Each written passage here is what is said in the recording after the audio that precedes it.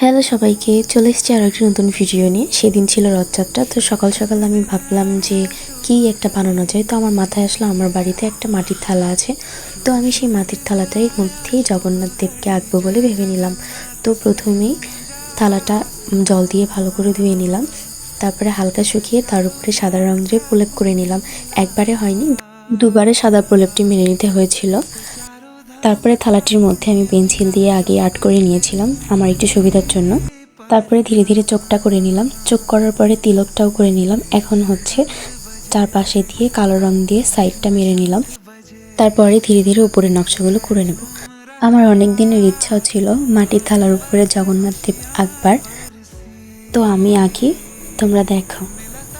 पुण्य हुए सभी धन्य कर तेरी शरणों में,